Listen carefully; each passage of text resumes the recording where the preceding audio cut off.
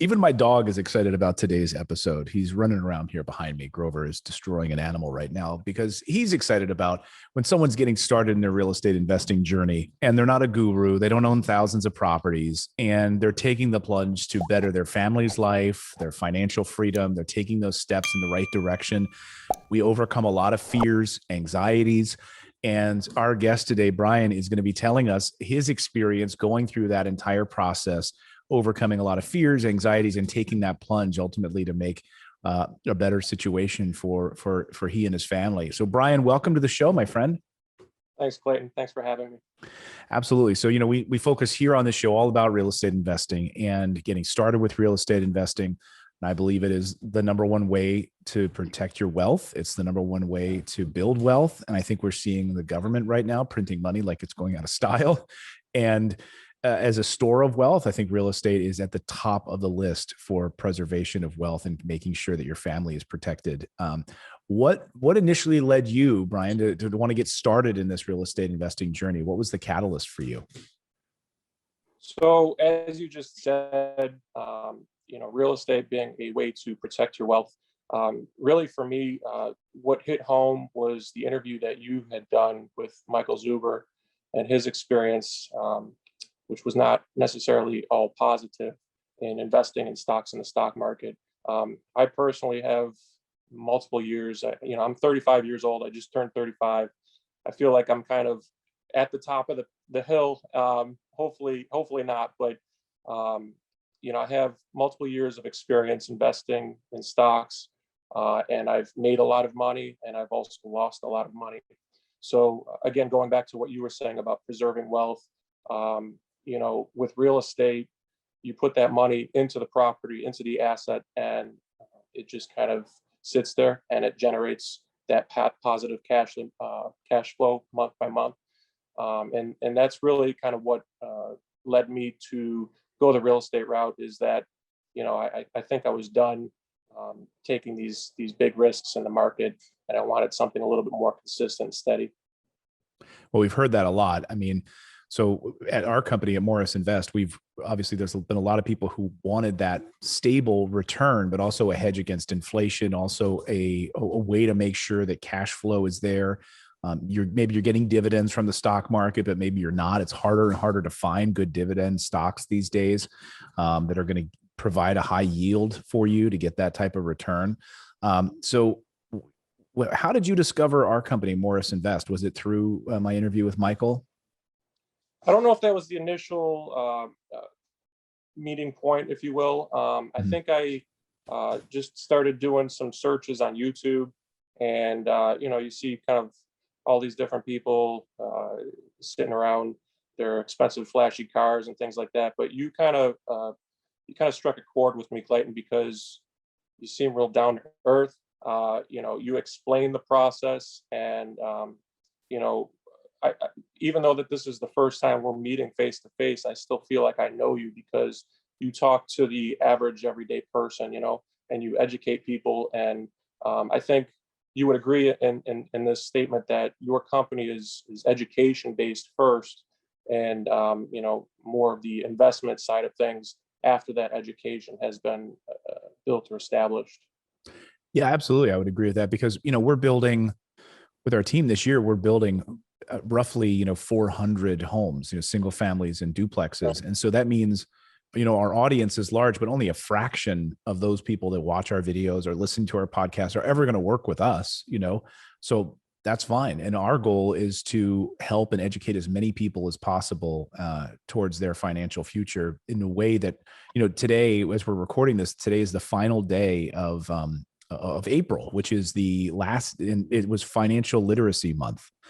And just thinking like, my gosh, I didn't learn any of this stuff in school growing up. I didn't learn all I learned was how to balance a checkbook in, if I was lucky. And so it's so important to teach our children and to understand that building financial literacy, understanding how to really make money and to preserve wealth is ultimately the entire point. And we never learned that in school. I don't know about you, but I certainly didn't learn that in high school. Did you? No, I did not. No. Yeah.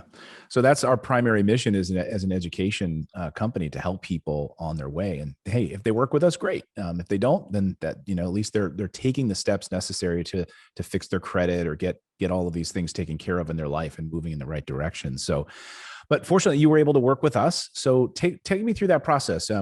You booked a call with our team, and to be clear, you own how many properties now, and what is the type of property you own? So I own, as of today, I have one property. It's a townhome, 3 bedroom, 3.5 bath. And that one has been performing flawlessly, positive monthly cash flow, everything pretty much on par, if not better, than the pro forma that I received working with Josh on our initial conversations. That's But I great. am under contract right now for my second property, due to close this summer, 4 bedroom, 2 bath. Great. And And, that's and and that's under construction right now. correct. Yeah. Yeah. We have a lot that are under construction right now in the first phase of this year. So that's great. That's wonderful. So on the pro forma, did you manage to see the property when before you bought it? So, people kind of think I'm crazy because, you spend significant amounts of money in your down payment, of course, to acquire the property. And, nowadays with technology, you can go online, you can drop yourself in the street. And unfortunately, they don't update it as much as I'd like, because I like to explore the neighborhoods and everything. But my property is visible on Google Maps. So that's the extent of the area, research, boots on the ground, if you will. The other thing that I made sure of is, and Josh, my portfolio manager, led me through this process step by step. I got to give him credit 100%, because without him, without you, none of this would have happened. I guarantee you that. But Josh recommended, that it's prudent to get a third party involved to do a property inspection, even though it's new construction. And so that's kind of a protective measure. I think that's pretty standard in real estate investing. We did that. I reached out to the inspector, and they did, kind of a video of all of the different rooms and bathrooms and everything. So I was able to see all of that remotely. And yeah, apart from that, I mean, Yeah. speaking with you, speaking with Josh, knowing that Josh, my portfolio manager, the guy selling me the property, is also buying the property next door, was kind of really what did it for me, and saying, okay, well, this makes sense. But I like the numbers. I like the pro formas. You can mess around with those numbers. You can look at the interest rates, the amount that you want to put down on the property. And so all of those things combined are really what led me, you know, led me to feel confident and pulling the trigger and making that first purchase. And ever since then, I've been seeing that money come in month after month. And people do ask me about what it is I'm doing, and I have no issues referring them your way, just because the experience that I've had thus far has been top notch. Well, that's great. Well, thank you for that. Yeah, thank And, you. happy to make sure that we're taking great care of you, and the team has been fantastic. Let's talk about some of the numbers now. You talked about the pro forma. It's a Mhm. townhome. You talk about, how did you buy it? Did you buy it with in a self-directed IRA? Did you get financing on it outside of that? Did you get non-recourse financing? Talk about, because we have a lot of different ways that different programs available. So my first property and my second one under contract are both going to be conventional finance. Um, the first property, uh, we had a credit union in the area, and at the time that was the best route for us to go to receive the lowest interest rate. I actually got it locked in at 3%, and the portfolio, or the loan officer that I was working with, said that she had only seen a couple below 3%. So I felt pretty good about that. And now we're looking at about, I think rates have gone up a little bit, but for my second property, I think we're looking at around 3.42. But that of course changes day by day. So we're waiting Right. to see what that's going to be. And that of course affects your monthly numbers, but hopefully nothing shifts too out of whack in the next month or so, and I can get that locked in at a pretty good rate. Yeah, we heard from Fed Chief Jerome Powell just yesterday or 2 days ago that this is going to remain. The Fed is essentially not going to do anything. They're basically, that was really the announcement. It's like, hey, we're not going to do anything. And so interest rates will remain unchanged. They're going to continue their bond buying program. So, we'll likely see interest rates very low for the next year, which is good news. And, it's basically like free money. And if you think about it, I mean, as a hedge against the inflation numbers, banks giving you money to make a down payment or to buy this property and it's cash flowing, you're basically, with the rate of inflation you're getting, it's in many ways, it's like getting free money from the bank.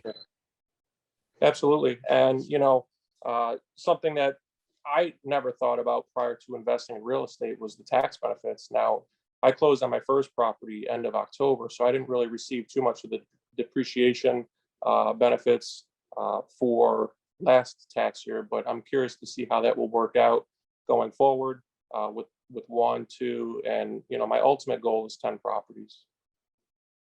That's great. So that is right in your freedom number wheelhouse.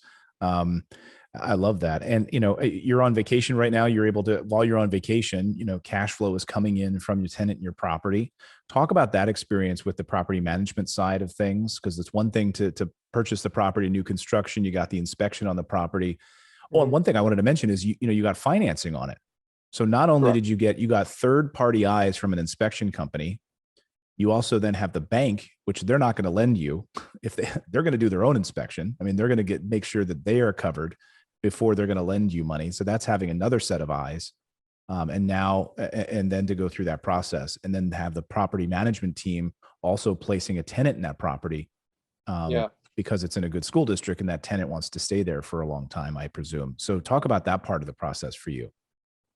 So I think I got pretty lucky in my first property. I think everything kind of aligned, and some things I think are meant to be, and this I feel like was one of them to at least get the ball rolling. But property management company, they've been, they collect rent if there's any repairs that need to be made, and at this point, being new construction, if there are repairs, they're minor. But everything is handled by the property manager. And what I enjoyed doing with my own financials is I opened up a separate bank account for this property specifically.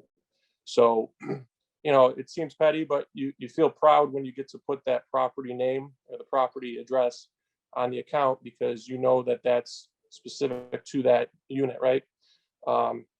So every month the property manager will collect rent from the tenants, and then they'll take out the maintenance, the property management fee, any additional expenses for repairs, and then whatever's left over they send to my bank account. And what I've done is I've set up automatic payments on my mortgage, so everything is automated now. I don't have to touch anything.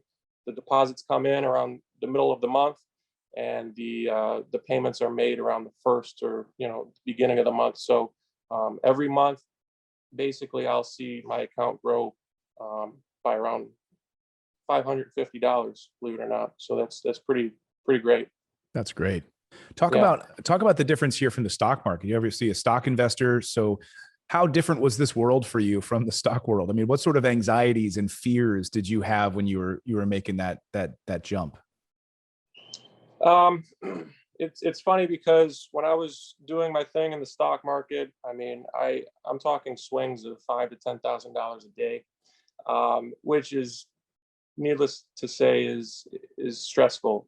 It creates a lot of anxiety, and that carries over into your personal life. I recall, my last kind of straw with that was I was on a vacation with my family, and the markets were kind of doing what I didn't expect them to do, which kind of happens quite a bit. And it kind of took that time away from my life, and I said to myself, I'm not getting younger. This real estate thing made sense when I watched your videos, and believe me, I watched a lot of your videos. And now I have investments still in the stock market, but those are just, I'm not touching them. They're long term, and I have the same mindset with the real estate investing now. So it's a lot less anxiety in my life. I have goals, and right now my objective is to work hard, make that money, so that I can acquire the next property. And as I said, 10 properties is my goal. I do believe my freedom number is less than 10 properties, but to be comfortable and to kind of uh, meet or exceed where I'm at now currently, uh, would fall within the 10 property range. Oh, that's great. Yeah, I think you're right about that. I think any financial anxieties I have come from, like, doing stuff in crypto, or just, just some Absolutely. different stocks. And I don't Yeah. ever think about my real estate. My real estate properties, I think, probably own on the same street as you in West Texas and other areas around the country. But those just perform for me. And if there's something that needs to be fixed occasionally, a towel rack breaks, or there's, whatever, we get a maintenance request from the property management team, and we take care of it. Mhm. But not, but the anxieties, the stresses that I see are when a portfolio is moving, or Ethereum is jumping, or something crazy is happening. So with real Right. estate, I just don't have that, which is nice. Sure. Yeah, it's definitely a more consistent way to build wealth. And I think the key for me is it protects wealth also. Yeah, When that cash is tied up in a property, you have that equity, which maybe eventually I can pull that equity out and use that to acquire an additional property. But right now, I'm just talking to your everyday investor. I'm not like a high net worth client, or anything like that. I'm not eligible for your cost segregation. I'm your average guy, and this is kind of the new journey that I've started, and I'm happy with it. I'm happy with your company. I'm happy with my portfolio manager, Josh. Again, he's been great. Um, you know, I had so many questions, Clayton, being that this was my first process in acquiring real estate. And he's been so patient and continues to be patient. And, he told me, he goes, as you acquire more properties, process is similar, and so it gets easier. And I can attest to that for anything that I've learned in the past. The first time you do something is scary. And then as you continue, you learn the process, you learn what steps need to be made in order to repeat that. absolutely. And you grow as a person. Sure. You grow, we've certainly grown as a business. We've had our scratches and cuts that we endured numbers of years ago, and you grow, and you either crumble or you get stronger. And that's been our motto. And in real estate or stock market, you've grown as a result of the cuts and bruises you took there. And now this is a new chapter, and I'm thrilled. I'm thrilled and touched that you're moving in that direction, and it's great to see. It's great to see this growth for you. So I'm super proud. I'm super proud of watching this happen for you. Thank you, Clayton. Well, I appreciate you joining us. Any final thoughts you want to give to any new investors out there who are just thinking about taking the plunge, who are just going to get started? They're sitting there, they're reading 80 blog posts, they're watching 100 videos, and they're still sitting there on their hands, and they haven't taken action yet. What would you say to that person? Well, every month that you wait, you're losing out on that cash flow and that growth of equity. You have a tenant that's essentially paying your mortgage. And so, I mean, think about it this way: if you had two properties, five properties, 10 properties, my goal, every month between appreciation, conservative numbers, equity pay down, cash flow, you could be making or replacing, probably replacing your current salary. And so, the longer you wait, the longer you're postponing or procrastinating that reward. Well said. I couldn't have said it better myself. That was perfect. That was perfect. I'll have to remember that when someone asks me. That's great. I Well, wish thank I you. would have done it. I wish I would have done it earlier, to be honest with you. I wish I Yeah. would have. I wish I could have rewound and took some of those profits I had made and preserved them in real estate. I would probably be a little bit ahead of the curve right now, but better late than never. And if I could give anyone advice, it's to take action sooner than later, for sure. For sure. I wish I would have started earlier too. I was too Yeah. focused on career before I started in real estate and changed my life. So, well, Bryan, it's been a real treat getting to know you and watching your journey and watching your portfolio grow. It's really exciting. So, sky's the limit to you, and give my best to the family. Will do, Clayton, and to yours. Thanks so much, Bryan.